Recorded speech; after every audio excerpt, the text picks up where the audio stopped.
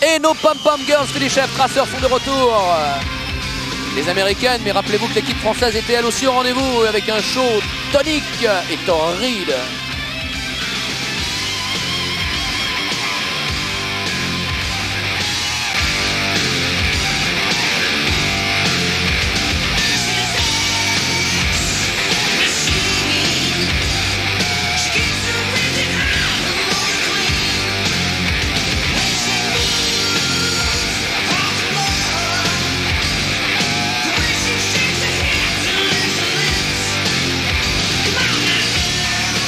Il y avait les pom-pom en cadeau pour cette 10e édition.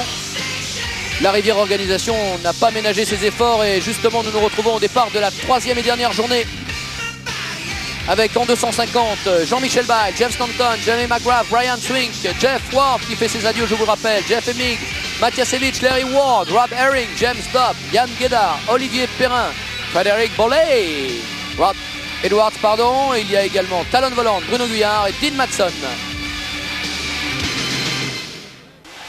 Voilà, Jeff Emig en gros plan, nous sommes en 250. C'est la première série de cette dernière soirée. Dernière soirée également pour la carrière de Jean-Michel Bayle, je vous le rappelle. Alors, Frédéric Bolley à l'écran, c'est le numéro 17 Yamaha. Yann Guédard le 14 et voici notre Pom-Pom Girls qui présente le panneau 15 secondes. Yann Guédard en gros plan.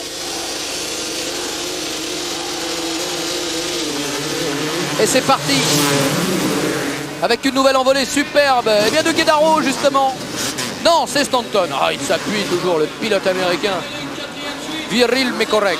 Comme aurait dit Walter Spanghero, qui aurait sans doute été un très grand pilote de Supercross. En attendant, Jean-Michel Bayle, vous l'avez vu, malgré un départ catastrophique, s'est infiltré à l'intérieur et qui réalise encore un nouvel exploit. Dans un trou de souris JMB, le kit de Manos qui a donc compensé en partie ce départ désastreux. En tête, Stanton devant Guédard et James Dobb, le Briton, à l'attaque.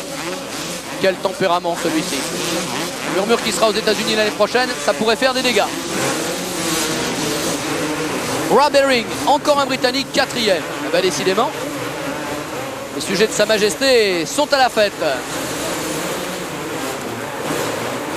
Bruno Guyard, le 23, un Français. Olivier Perrin, encore un Frenchie, le 16. Ben, décidément, que de surprises. Stanton. Voici Yann Guédard qui passe dans un style toujours aussi impeccable. Stanton donc, Yann Guédard, James Dopp, Rob Herring, Bruno Guyard, Olivier Perrin, Jean-Michel Bayle et Jerry McGrath devant Chicken Matiasevich. Oh, c'est un peu confus au premier tour, c'est normal. Rien n'est encore bien posé, sauf bien sûr pour Stanton et Guédard qui n'ont pas du tout, mais alors pas du tout l'intention de se laisser absorber. Mais regardez JMB qui vole dans les whoop-de-douze. Il vient de déposer la plupart du peloton, comme ça, sur un seul passage.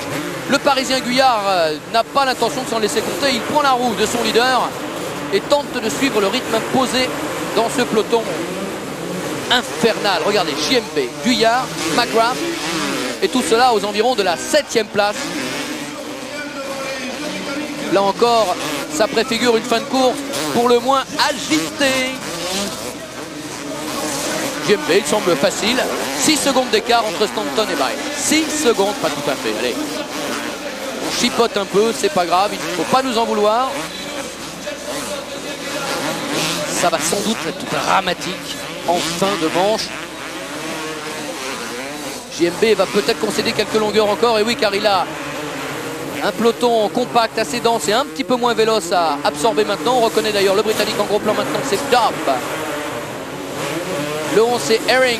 Et ces deux-là, croyez-moi, c'est pas un cadeau lorsqu'on veut les déposer. Le triple. Ah, toujours un peu plus haut et un peu plus loin Jean-Michel. Et il observe pour le moment. Regardez sa science, sa démonstration de course. Et il regarde. Une petite brèche. Hop, on dépose Rob Herring. Et Dobb le sait. Il se retourne. Il a vu JMB. Guédard également, on doit s'en douter. Car lors du retour vers la passerelle Dunlop, eh bien, le pilote breton apercevra JMB. Il ne croyait pas qu'il s'oppose à son passage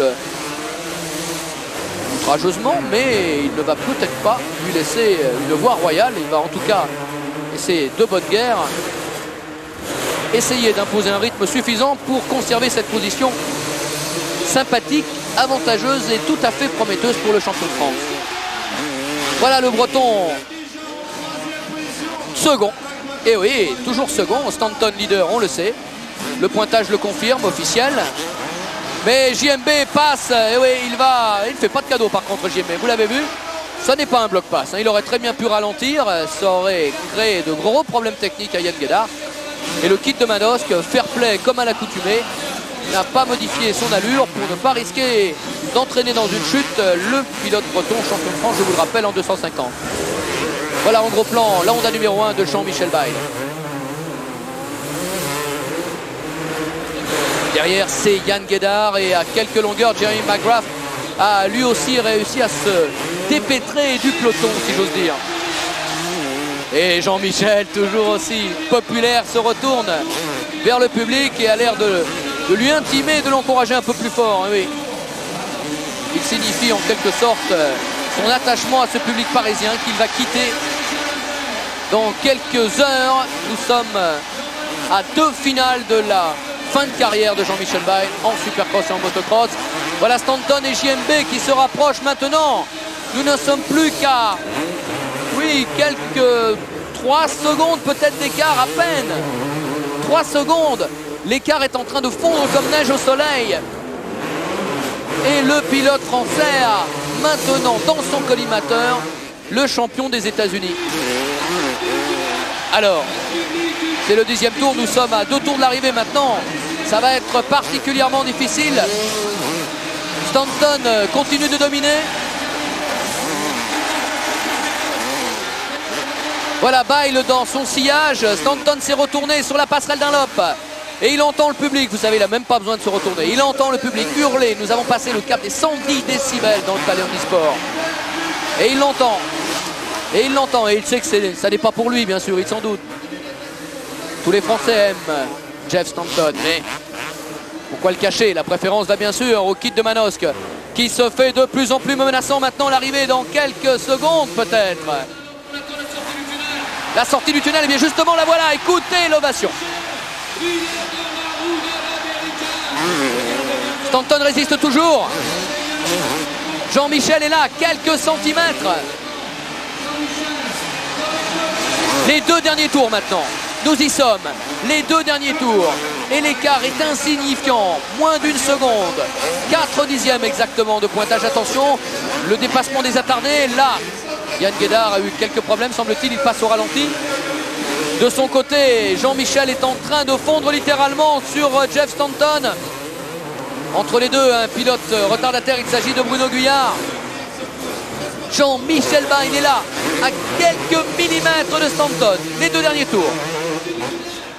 Toujours le champion des États-Unis, 92 en tête. Ah, le Palais des Sports est en train de vibrer. Ça y est.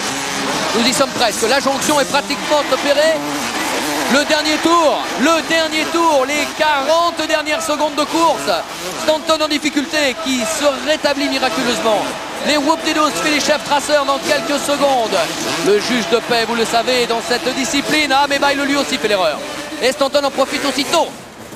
Il rentre sous le tunnel avec 2, 3, peut-être 7 ou 8 longueurs d'avance maintenant. Ça va être très difficile. C'est le dernier tour.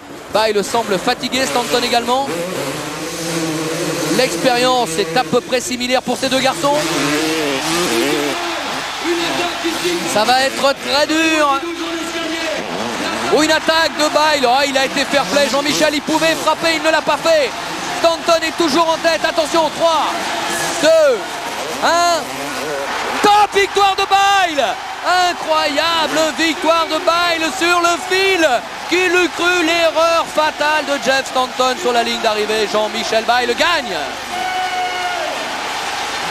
Écoutez le public. 3e McGrath. Écoutez, regardez le public parisien. Quelle finale. C'est incroyable, Philippe. C'est ce que doit se dire actuellement Jeff Stanton. Personne dans toute l'histoire de Bercy n'avait jamais fait ça. Un extérieur juste avant la passerelle d'Alop. Regardez. C'est nouveau, ça vient de sortir. 1 mètre d'écart, maximum, 1,50 m peut-être. Philippe ici, sur la ligne d'arrivée. la sportivité de Jeff Stanton et Jean-Michel qui se sont tapés dans la main. Voilà, au ralenti, des commentaires s'imposent. Il est évident que sur un pilote d'un autre team, Jean-Michel Bayle se serait appuyé un peu plus qu'il ne l'a fait sur Stanton. À la régulière, donc, il s'est quand même imposé dans le tout dernier virage avant la passerelle d'arrivée.